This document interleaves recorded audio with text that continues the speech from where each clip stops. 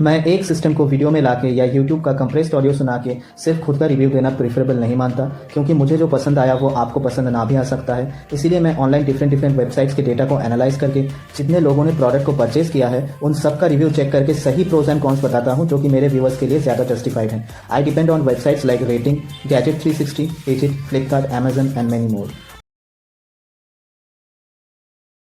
Hello viewers, फिर से स्वागत है आपको मेरे चैनल टेक ट्यूब में। दोस्तों, लास्ट जो वीडियो मैंने मेरे चैनल पे डाला था वहां पे मैंने डॉल्बी एटमॉस साउंड सिस्टम में टॉप 3 ऐसे सिस्टम के बारे में बताया था जो अंडर 40,000 रेंज में सबसे बढ़िया है और मेरा सबसे पसंदीदा साउंड बाज है। आज मैं इस वीडियो में टॉप 3 डॉल्बी डिजिटल सिस्टम के बारे में डिस्कस करूंगा जो अंडर 30,000 रेंज में बेस्ट प्रोडक्ट है मेरे ख्याल से। तो यहाँ पे बेसिकली हम तीनों प्रोडक्ट के बारे में डिस्कस करेंगे। पहला है सोनी का S40R, दूसरा है S500RF और तीसरा है LG का S65TR।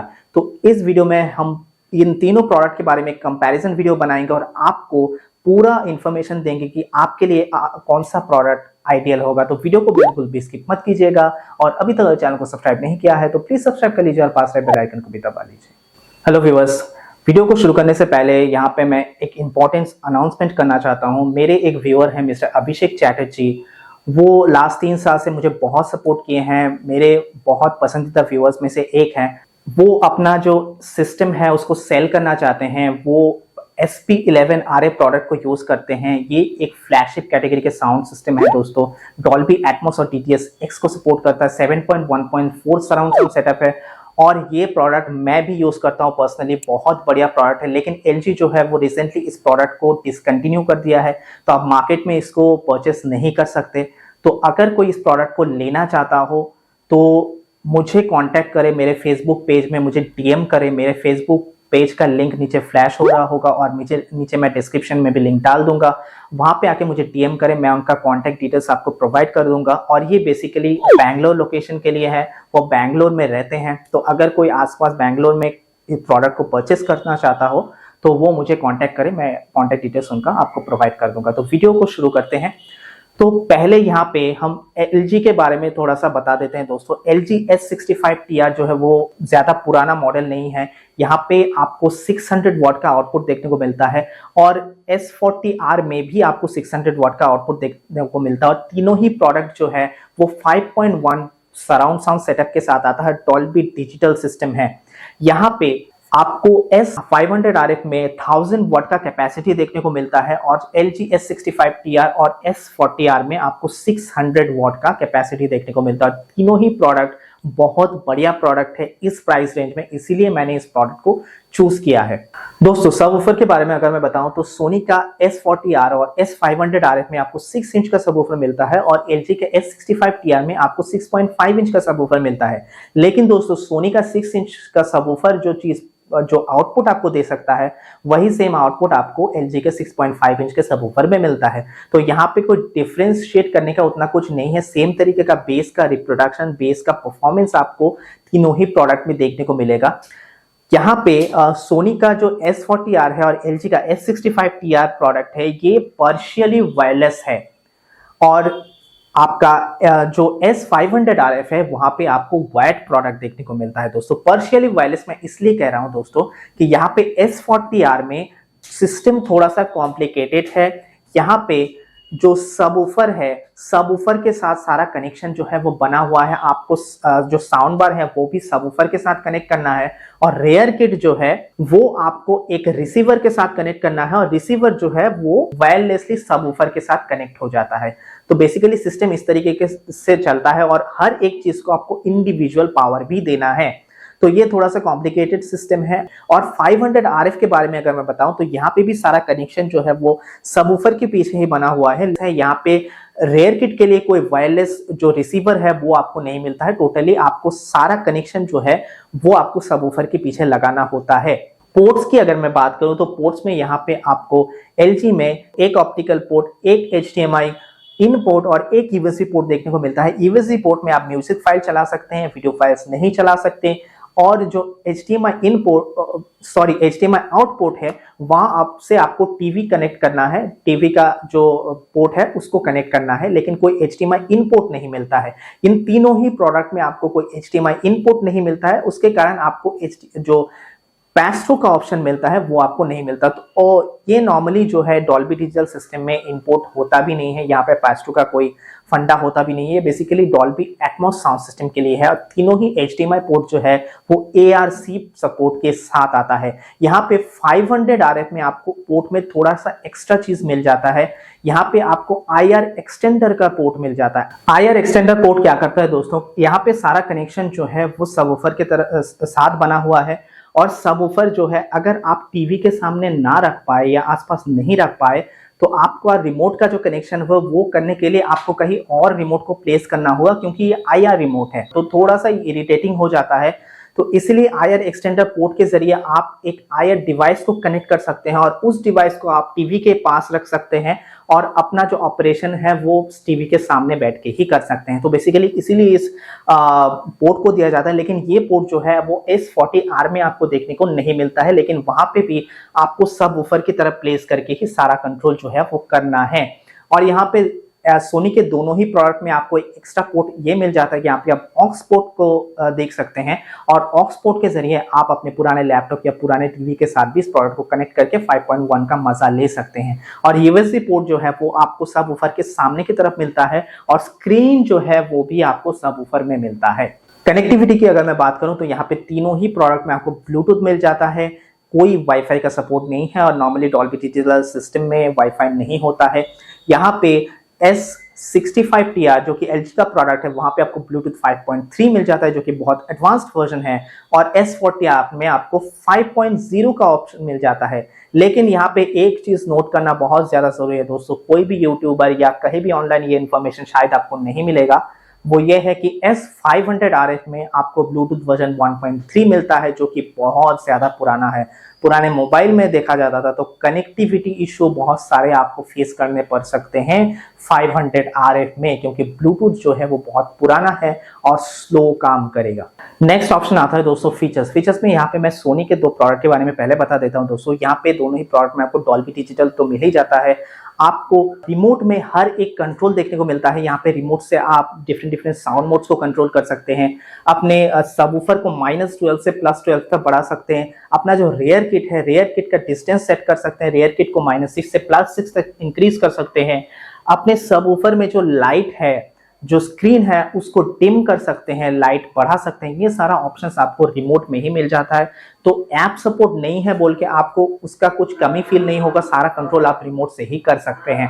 और यहाँ पे S master digital amplifier technology देखने को मिलता है। ये बेसिकली करता क्या है, दोनों ही प्रोडक्ट में आपको ये देखने को मिलेगा। यहाँ पे जो हमारा स्टीरियोफोनिक साउंड होता है या 2.1 चैनल सराउंड साउंड होता है उसको ये मल्टी चैनल में कन्वर्ट करता है और एक टोटली आपको मल्टी डिमेंशनल साउंड का एक्सपीरियंस होता है। ऑब्वियसली वो वर्चुअल साउंड है, उसमें आप एक्चुअल साउंड का जो मजा है वो फील नहीं कर सकते, थोड़ा सा इमर्सिव कंटेंट आपको फील करने को मिलता है। उसके साथ साथ यहाँ पे S40R में एक एक्स्ट्रा फीचर आपको मिल जाता है, वो है DRC मोड। DRC के जरिए एक तरीके का कंप्रेशन होता है। DRC क्या है इसके ऊपर मैंने डेडिकेटेड वीडियो बना के रखा है, अगर आपको डिटेल में जानना है तो वो वीडियो आप जाकर देख सकते हैं, लिंक मैं डिस्क्रिप्शन में डाल दूंगा। ये बेसिकली एक कंप्रेशन टेक्नोलॉजी है दोस्तों। ये जहाँ पे साउंड ज्यादा लाउड होता है उसको बैलेंस करता है, जहाँ पे ज्यादा लो होता है उसको बढ़ा देता है, तो एक बैलेंस जगह पे लेके आता है ये टेक्नोलॉजी। ये बहुत इफेक्टिव है जब आप कोई कंटेंट सुन रहे हो इस तरीके का।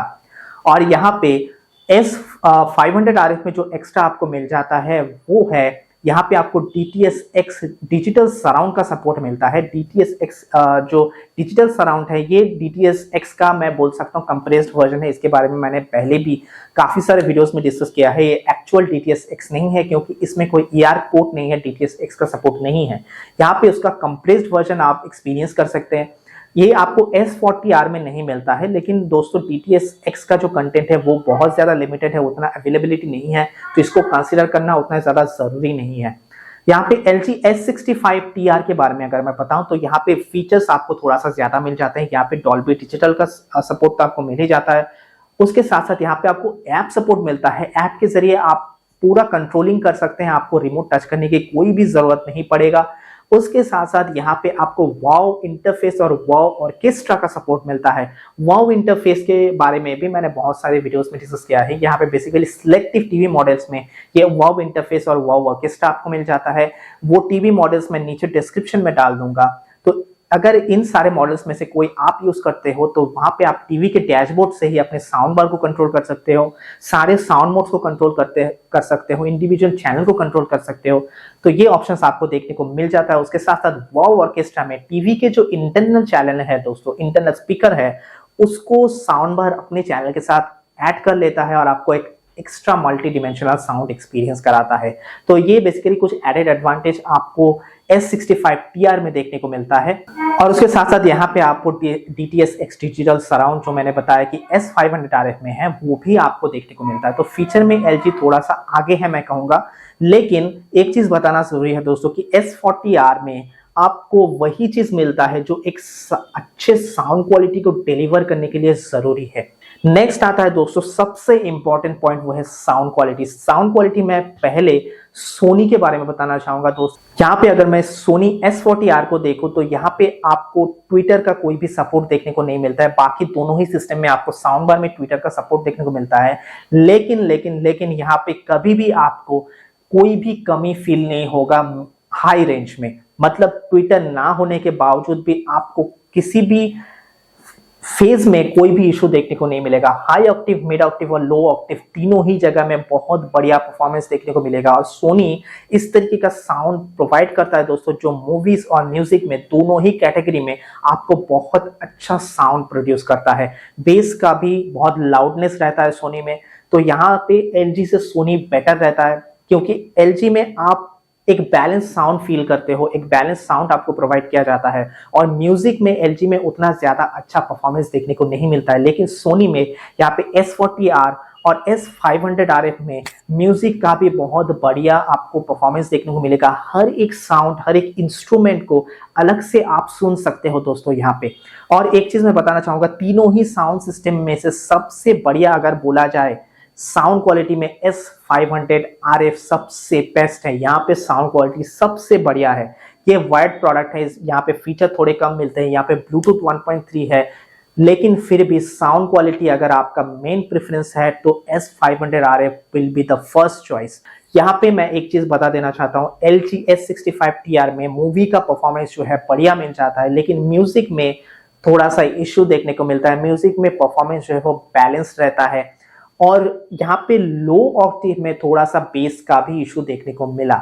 यहाँ पे लो ऑक्टेव में बेस थोड़ा सा बूमी हो जाता है, बेस थोड़ा सा इशू देखने को मिलता है। लेकिन एक चीज मैं बता देना चाहता हूँ दोस्तों, अगर आप अच्छे कंटेंट देख रहे हो, अगर अच्छे सोर्स से कंटेंट को कंज्यूम कर रहे हो, तो उसमें आपको वो इशू नहीं मिलेगा। और म्यूजिक का परफॉर्मेंस अगर मैं बताऊं, अगर आप म्यूजिक के लिए कोई प्रोडक्ट चूज कर रहे हैं तो आप सोनी की तरफ चाहिए, LG की तरफ मत चाहिए, क्योंकि LG जब म्यूजिक को प्ले किया जाता है, कहीं भी आप किसी भी सोर्स से प्ले कर रहे हो, यूट्यूब से प्ले कर रहे हो या कोई भी सोर्स से आप प्ले कर रहे हो, वहां पे म्यूजिक में आपको बैलेंस्ड एक 5.1 सराउंड साउंड सेटअप की तरह ही साउंड करेगा। लेकिन यहाँ पे सोनी जो है आपको एक्स्ट्रा ऑर्डिनरी साउंड फील कराता है in terms of music also. यहाँ पे अगर यूट्यूब में भी आप कोई गाना सुनते हैं, यूट्यूब में हम जानते हैं कि 75% 80% ऑडियो जो है वो कंप्रेस्ड हो जाता है, लेकिन वहां पे भी म्यूजिक का बहुत बढ़िया परफॉर्मेंस आपको सोनी में देखने को मिलेगा। और स्पेशली S500RF में बहुत बढ़िया आपको साउंड का रिप्रोडक्शन देखने को मिलेगा, और बेस भी मैं कहूँगा बहुत अच्छा काम करता है। बेस का जो बूमीनेस है, जो लाउडनेस है, वो एकदम प्रॉपर रहता है सोनी में। तो साउंड क्वालिटी में ऑब्वियसली सोनी बेटर है मेरे ख्याल से।